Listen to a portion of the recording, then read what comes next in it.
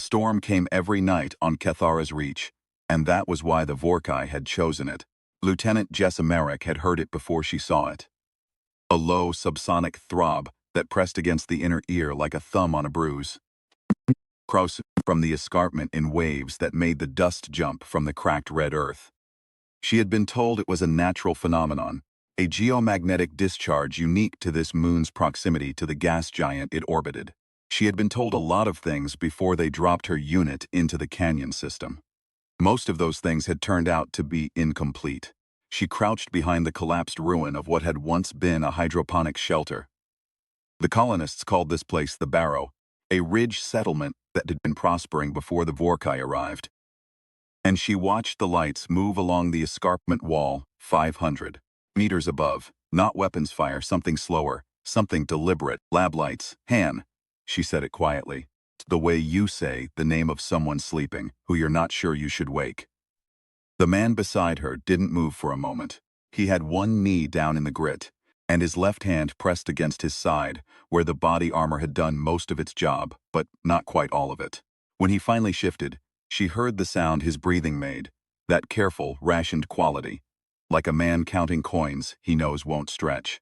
Hanel Bryce was not a small man. He had been a field technician for 9 years before the war expanded the definition of the word field, and before that, he had worked Terran deep-bore mining rigs in the Atacama, which was the kind of work that either killed a man or left something geological in him. He was 34 and had the build of someone who'd spent a decade moving things that didn't want to be moved. Even hurt, even hunched over in the red dirt of a dying settlement on a moon that smelled like copper and old fire, he looked like a problem you think twice about having. The lights, he said, I see them. You doing okay? He turned his head and gave her the look. The slightly offended squint that meant she had asked a question whose answer was obvious. No, he said. I am not okay. Okay would involve a medical bay and a significant quantity of analgesic compounds. He paused. I can move. Let's go. That was Han. He had a precision about language that she had come to rely on the way you rely on a good compass. It didn't tell you what you wanted to hear. It told you where things were. She looked up at the escarpment again. The remaining colonists, 11 of them, 9 adults and 2 children, the ones who hadn't been taken, were sheltered in a cistern 3 kilometers south. They'd been there 4 days. The Vorkai had conducted 2 sweeps of the canyon system, but hadn't found the cistern yet. Its entrance was below a rockfall that looked impassable, and was, unless you knew to look for the gap on the left side behind the third boulder. One of the colonists, a woman named Marta Lopez, had shown them the gap. She'd been shaking the whole time, not from fear, Jessa had realized, anger that had nowhere to go yet. Marta's son had been taken in the first sweep. He was 12 years old, and his name was Francisco, and he was one of 4 children and 2 adults the Vorkai had collected from the settlement before the remaining colonists had gone to ground. Nobody needed to say what the Vorkai did with collected specimens. The intelligence briefings had not been vague on that point.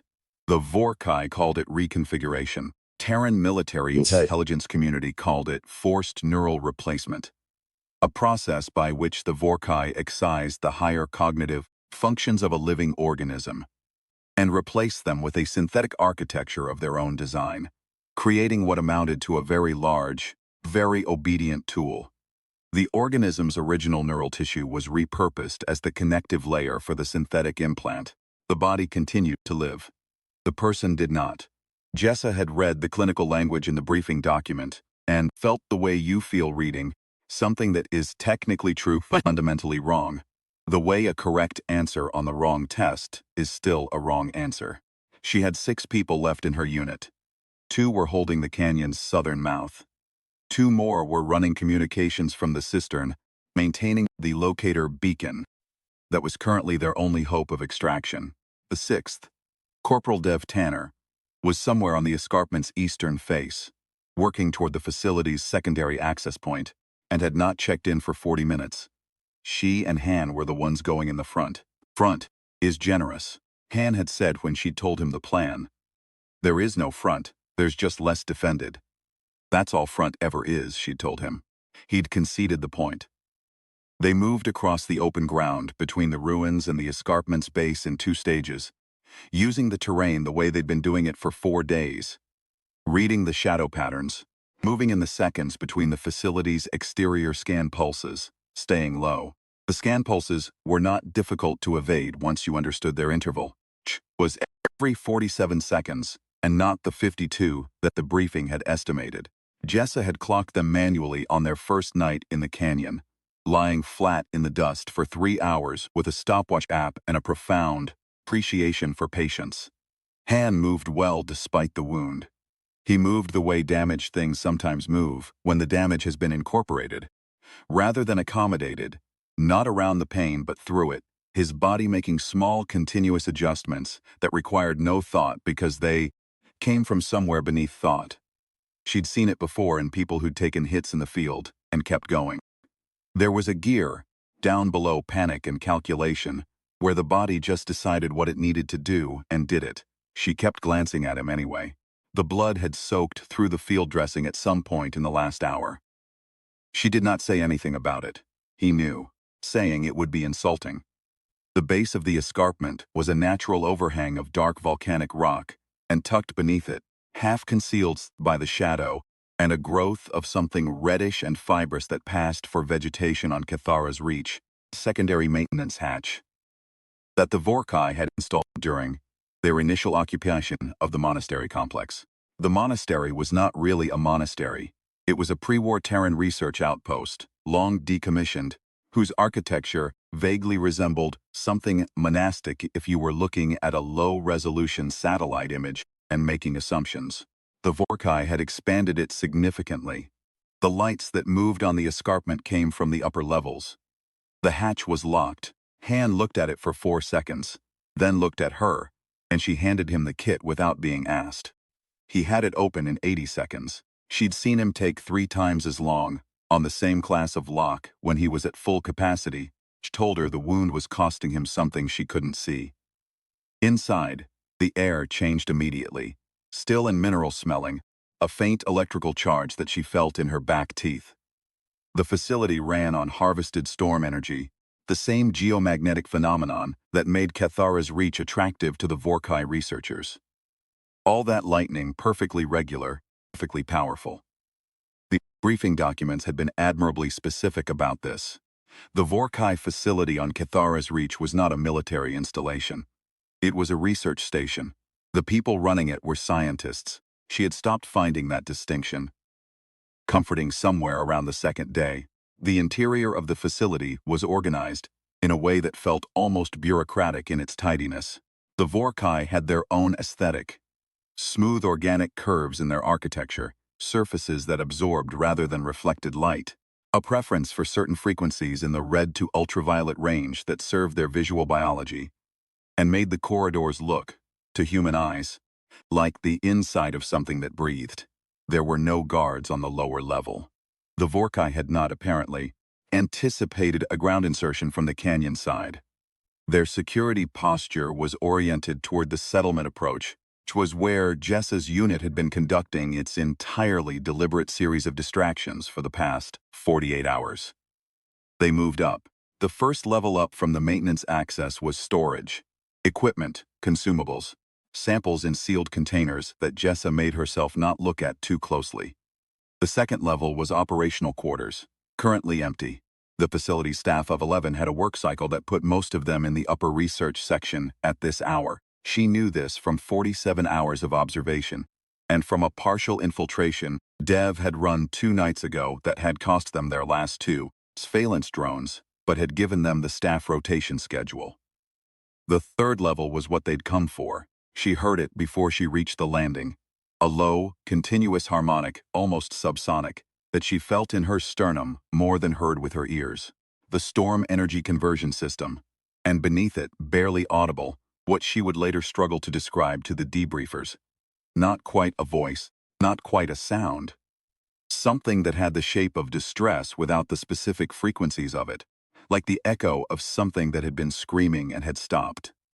She went through the door fast and low, Han a step behind her, and she stopped. The room was large and vaulted, and the Vorkai had done something to its ceiling that made the storm's energy visible. A constant slow crackling, tamed, lightning, lycanthane running a series of crystalline conduits that arsed from wall to wall 20 meters above. The light it produced was cold and sharp and honest in the way that operating theater lights are honest. It hid nothing. There were 7 suspension cradles arranged in a semicircle around a central console. 6 were empty. The 7th was not. He was a big man, and the cradle had been extended to accommodate him. She didn't recognize his face.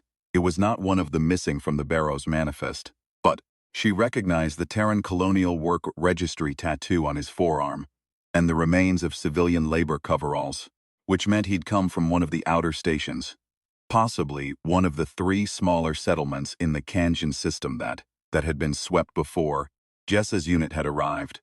His head had been shaved and there was a fresh incision, sealed with Vorkai bonding compound, that ran from behind his left ear to the back of his skull. His eyes were open. He was breathing. She didn't know if he was awake, in the way that the word awake still meant what it used to mean, or if the thing behind his eyes was the original thing or the replacement. The briefing documents had been thorough but clinical on this point.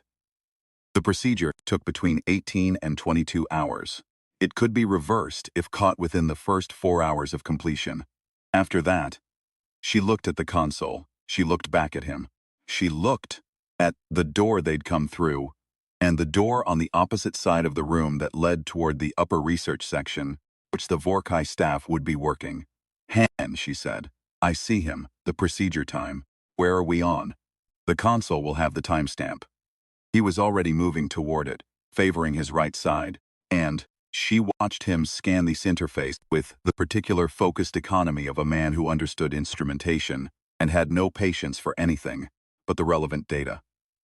17 hours, 22 minutes since initiation. 2.5 hours they had a window. Can you? I don't know. He said it without looking up. This is Vorkai Phase 3 neural architecture. I've read the technical documents. I have not actually reversed one, but theoretically I can do a lot of things I haven't done. He looked up then. His face was composed, which was the thing about Han that sometimes unnerved people who didn't know him. He had the same expression for ordering field rations as he had for telling you the odds were bad. The procedure uses the host's own tissue as the connective layer. If we trigger a system reboot from the console before the synthetic architecture fully integrates, the host's original neural pathways may reassert. Residual tissue would have a kind of priority, a memory of itself. He paused. May. What's the risk to him if it fails? Han looked at the man in the cradle. He's already. He stopped. The risk if it fails is that nothing changes. She understood what he meant. What was already done to this man's was the worst thing that could be done to him. A failed reversal attempt returned him to the same state, no worse. A successful one, even partial, might give back something the Vorkai had tried to take permanently. She looked at the door. We have the rest of the staff upstairs, she said. I need to clear the upper section and find the others. She meant the missing from the Barrow, Francisco Lopes and the rest of them. Can you do this alone? He looked at her again with the offended squint. The question of whether I can do it alone is separate from the question of whether you should leave me alone to do it. Han. I can do it alone, he said. Go. The upper section of the facility was where the storm energy bled through most fully, and the crackling of the conduits up here was a constant low roar that she felt in her bones. The light was the same cold white, but there was more of it, and it moved. The conduits were not static, they pulsed, and the rhythm of the pulses matched nothing biological, which made the room feel fundamentally wrong, in a way that she recognized as her nervous system, registering that it was in a predatory environment, and suggesting politely that she leave. She did not leave. There were 4 Vorkai researchers in the upper section. She had expected this. She had also expected that they would be armed. The Vorkai were not a militaristic species, in the way that some of the Reach's other inhabitants were, but they understood the concept of self-preservation, and their personal defense tools were sophisticated and fast. She had not expected that the first one she encountered would be the one in charge. She knew it was the one in charge because the research staff hierarchy was visible in their cranial ornamentation. a system of bioluminescent markings that brightened in proportion to seniority, which was either an elegant organizational system or a significant tactical vulnerability, depending on which side of the room you were standing on. Senior researchers' markings were bright enough to see clearly from across the room, which meant that when Jessa came through the door in a fast crouch, with her sidearm up, first thing she did was not look for cover. She looked for the brightest light and moved toward it. The Vorkai senior researcher was female, or the nearest equivalent, and she was taller than Jessa by a head, and had 4 functional manipulators where humans had 2 arms, and her reaction time was impressive. She also had, in the cradle behind her, 2 small human beings who were still in the pre-procedure phase, which meant they had been prepped but not yet operated on. And this was the most important information in the room: the children. Not Francisco Lopes, 2 others. The ones from the outer stations, whose names Jessa didn't have yet, but whose faces were already becoming something that would stay for a long time. They were unconscious, they were alive, they were whole.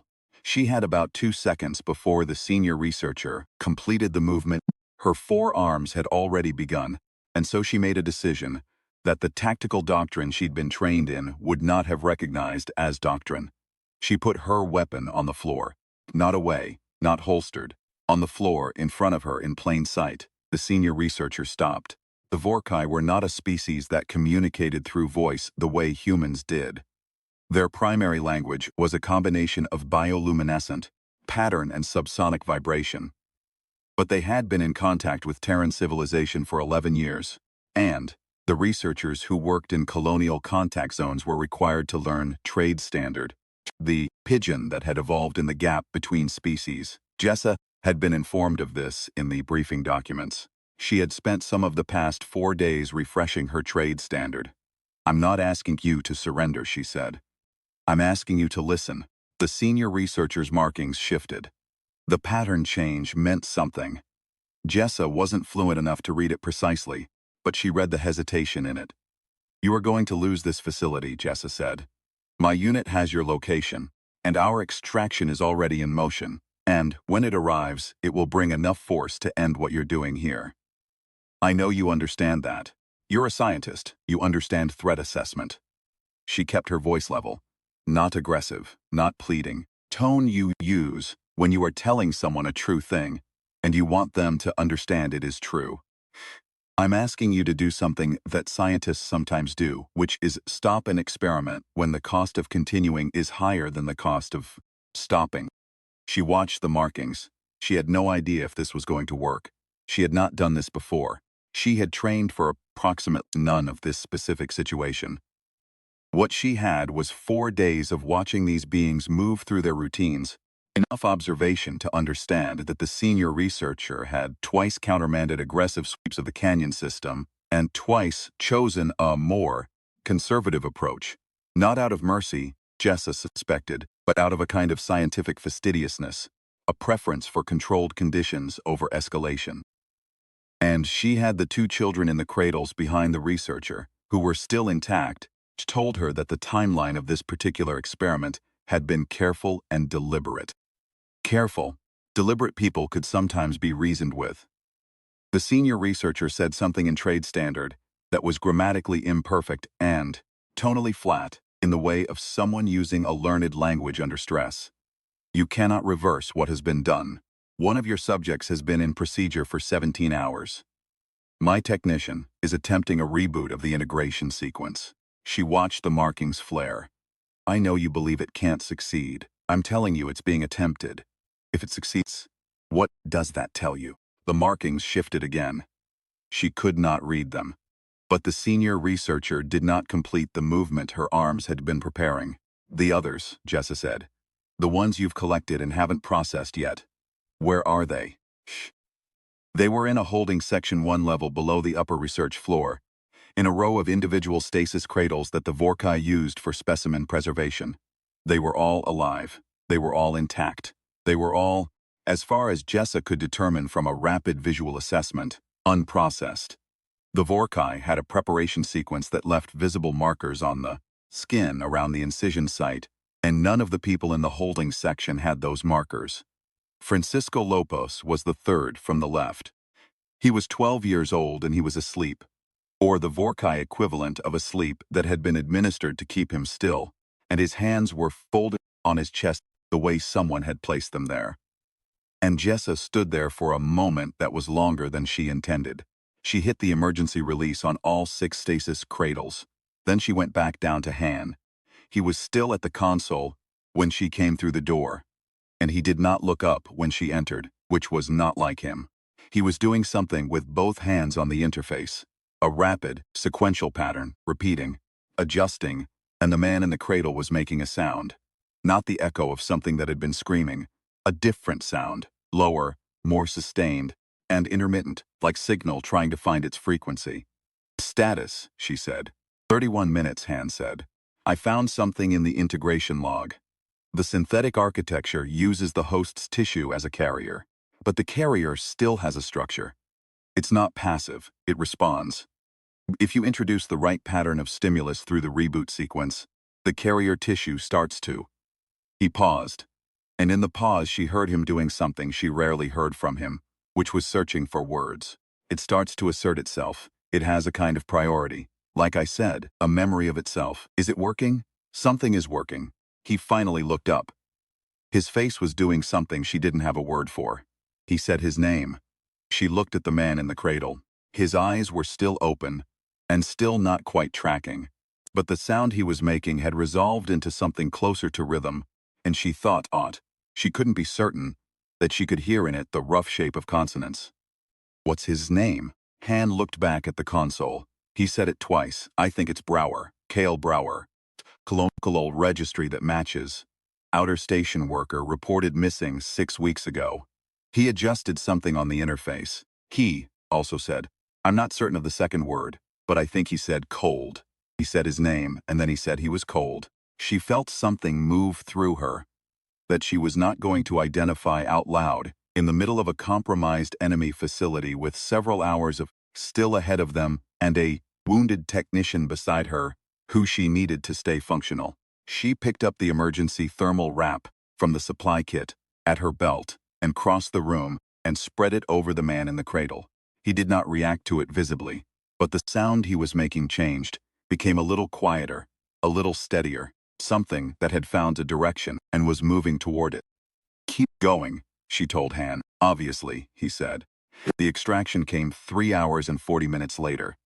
They heard it before they saw it, the subsonic signature of a Terran carrier, making a low approach through the storm, which had arrived on its usual schedule and was conducting its usual performance above of the escarpment with its usual indifference to the events on the ground. The carrier's pilot had a great deal of experience navigating geomagnetic discharge events, was why Jessa had requested her specifically 6 weeks ago, when this mission was still in the planning phase. In the hours between, a number of things had happened. Dev Tanner, who had been out of contact on the eastern face of the escarpment, checked in at the 46-minute mark with a laceration on her forearm and the information that the facility's external communications array was no longer functional, which meant the Vorkai staff could not call for assistance.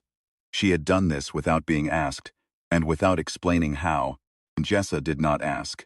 The senior researcher, whose name in trade standard translated approximately as something between investigator and architect, and who Jessa had begun, privately, to think of as the doctor, had complied with a version of the arrangement Jessa had proposed, which was not exactly surrender, but was not exactly resistance either. The Vorkai staff had been confined to the upper research section. The doctor had provided the locations of all held specimens in the facility, including 3 they hadn't known about in a sub-basement storage level. She had provided access codes for the stasis systems. She had not provided these things out of mercy. Jessa was not under any illusion about that. She had provided them because she was, in fact, a scientist, and because Jessa had framed the situation in terms that a scientist could process. The experiment was over. The variables had changed. The controlled conditions were gone, and the cost-benefit analysis had shifted. Continuing was not rational. The doctor had also watched from across the room as Han worked on the man in the cradle. She had not interfered. She had watched with the focused quality of someone observing data they had not anticipated.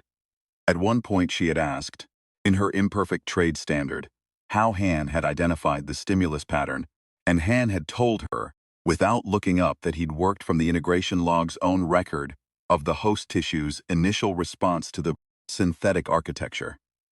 The architecture had left fingerprints of resistance in the log. He'd read the resistance and then reversed it. The doctor had not responded to this immediately. Then she'd said something that Jessa's trade standard wasn't good enough to fully parse, but the component she caught was the word the Vorkai used for what humans would probably render as unexpected or unpredicted. She said it the way you say something that changes a calculation. The colonists from the cistern came up to the facility level in two groups, guided by Jessa's two soldiers from the canyon mouth. Marta Lopez came first, ahead of the group, moving at a speed that she maintained all the way to the holding section and did not slow until she was at the third cradle from the left. Then she stopped and put one hand on the edge of the cradle and stayed there for a while without doing anything else. And nobody interrupted her. Cisco Lopez woke up 40 minutes later, disoriented and very cold and asking for water. Marta gave him water and then she sat on the floor beside the cradle. Not from collapse, from decision, the way you sit somewhere because it is exactly where you should be. And she talked to him in a low voice about ordinary things. What had happened to the settlement's garden while he was gone? Whether the storage cells had stayed pressurized, whether the fiber relay had been repaired. Small things, structural things, the kind of talk that builds a floor under you when the ground has gone out.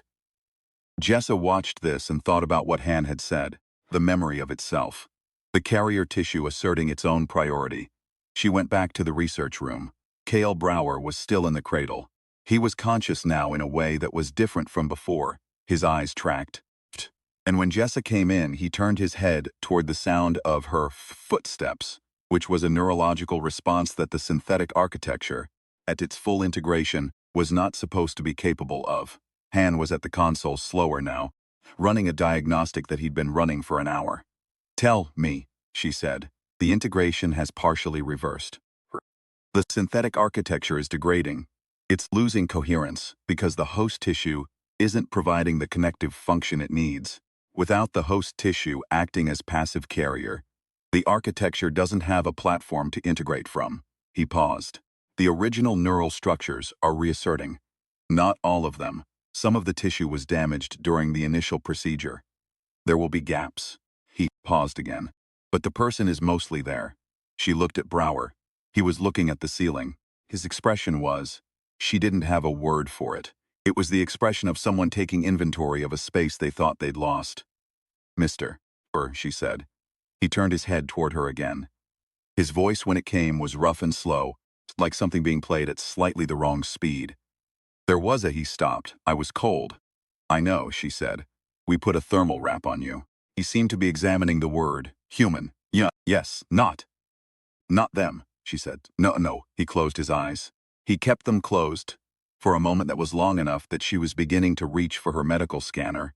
And then he opened them again. His breathing had changed. Something in him had settled, or found something to settle against.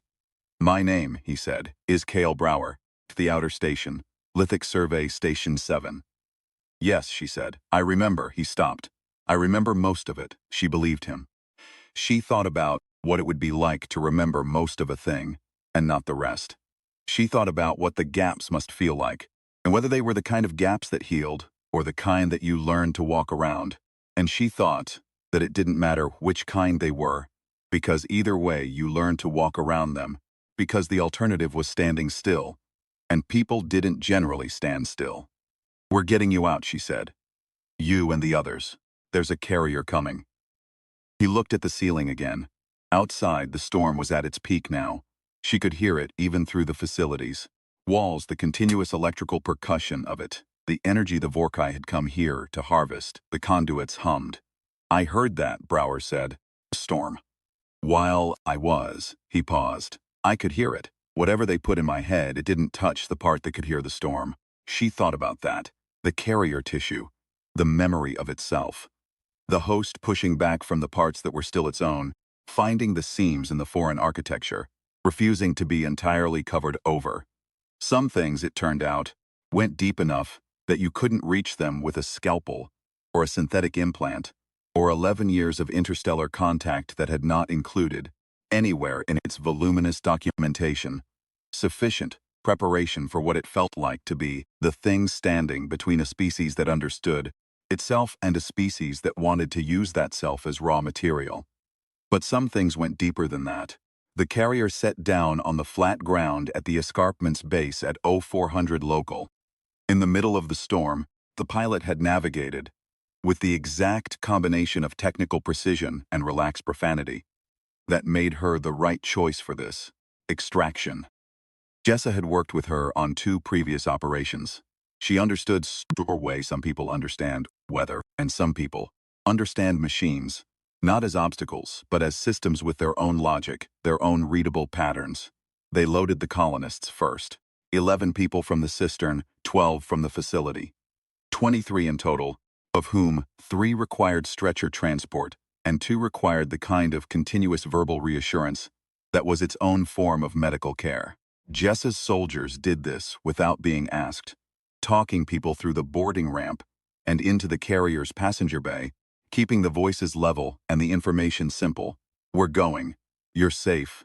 It's cold in the carrier, but there are blankets. Feet will be on solid ground in 4 hours. Hank. She'd started thinking of him as Hank, the old labor class nickname for anyone named Brower in the mining registry. She'd looked it up in the database at some point during the wait.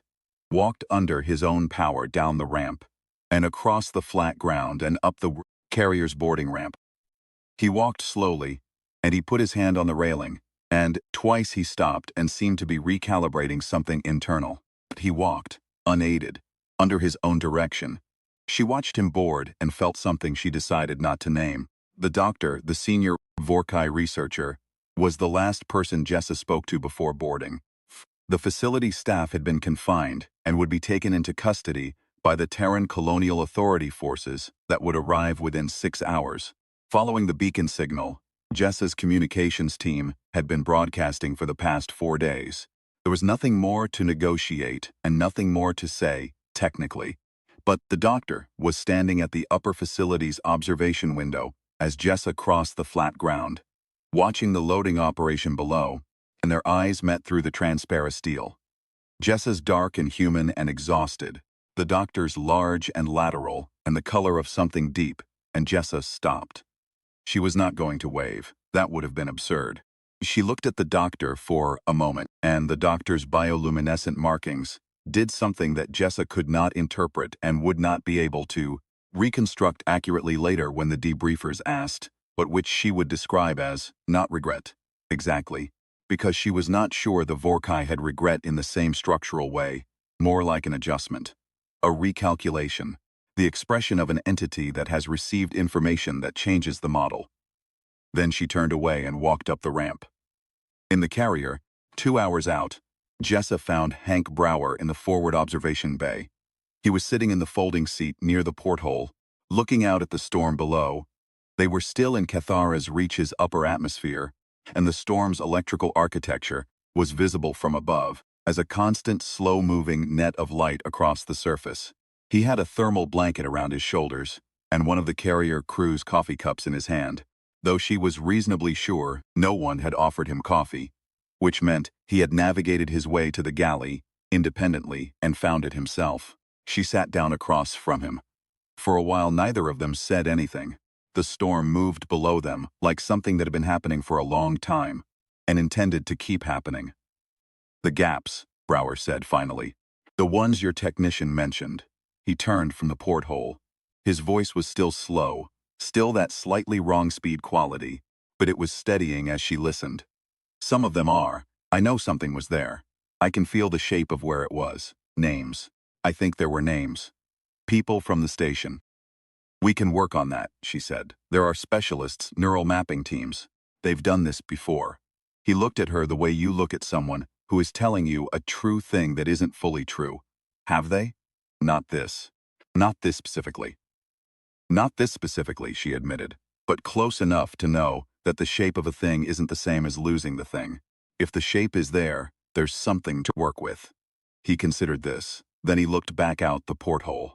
I heard the storm, he said again, the whole time.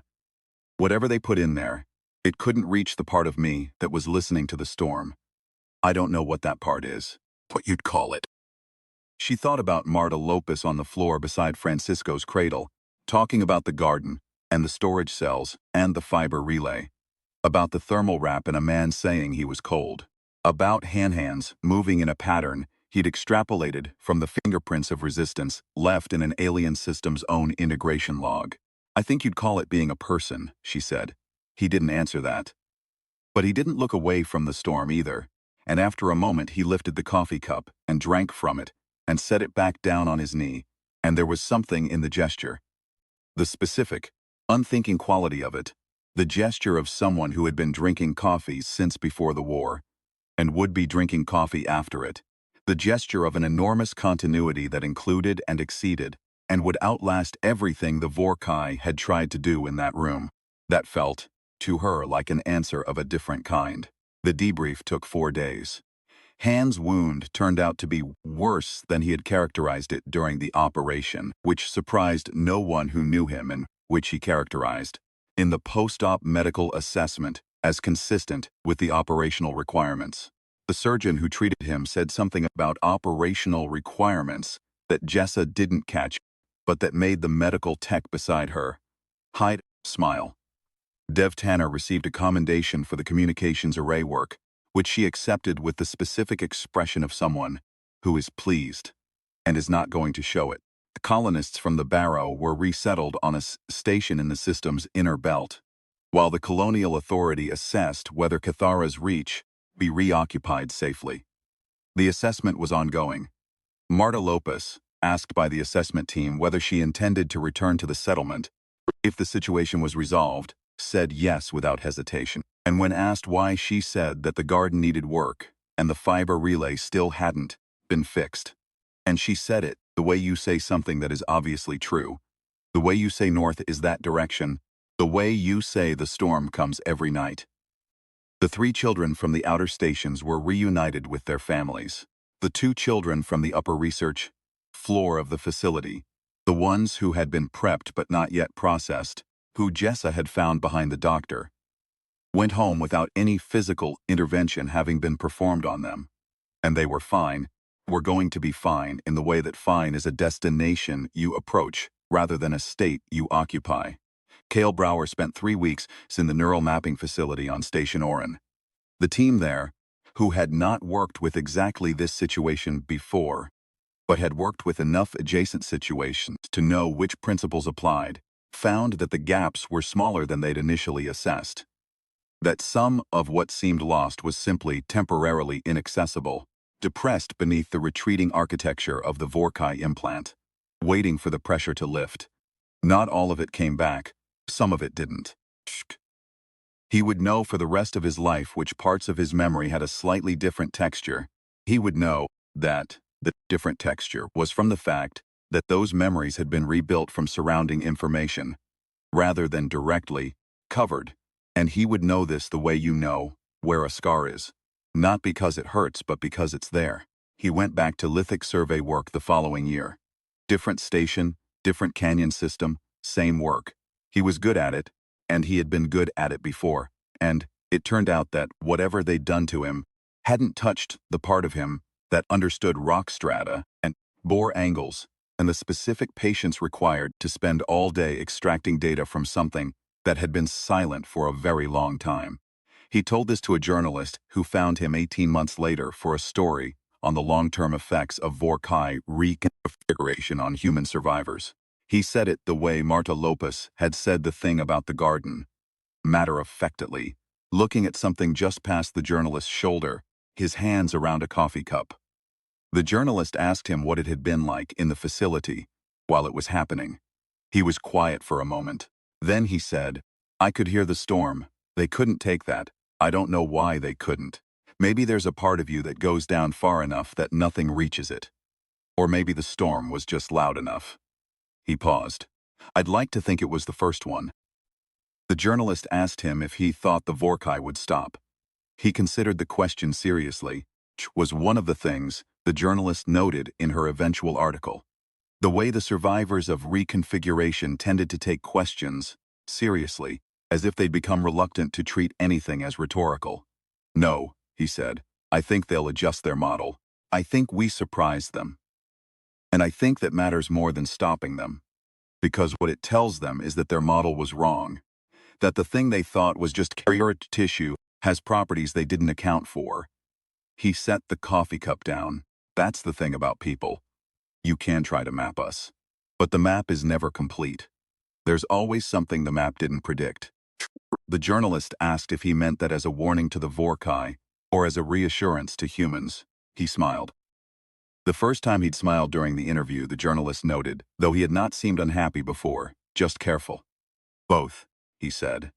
Jessa Marek received the Colonial Defense Star 4 months after the Kethara's Reach operation, in a ceremony that was attended by the surviving members of her unit, and by a representative of the Colonial Authority, who gave a speech that was accurate in its facts, and somewhat flattened in its understanding of what had actually happened, which she had come to accept as the natural relationship between events and official accounts of events. She pinned the decoration to her dress uniform and shook the required hands, and afterward stood with Han near the back of the reception room, both of them with their drinks, watching the room the way field people watch rooms, noting exits, assessing sight lines, old habit. "They left out the part about the thermal wrap," Han said. "They leave out a lot of parts. That was a good part." He considered his drink. "The whole thing with the carrier tissue and the memory of itself. The neural mapping team published on it. The doctor's implant architecture had a flaw. It assumed the host tissue would be passive. It wasn't. Every host it was used on had generated resistance signatures in the integration log. The architecture just wasn't designed to read those as meaningful." She thought about that. So it was always failing. Failing to complete what it was trying to do, yes. The host tissue was always pushing back. It was just doing it silently, in a way the architecture couldn't interpret. He paused. Until someone read the architecture's own logs and figured out what the noise meant. She looked out across the reception room. A group of Colonial Authority officials were talking near the window. Through the window, she could see the station's observation deck. And through the observation deck, she could see the gas giant that Kethara's orbited, enormous and slow and indifferent, doing what it are stubborn, she said. "Remarkably so," Han agreed. "It is one of our most consistently underestimated qualities." He drank. The Vorkai updated their model, incidentally. The doctor's research team published a revised theoretical framework.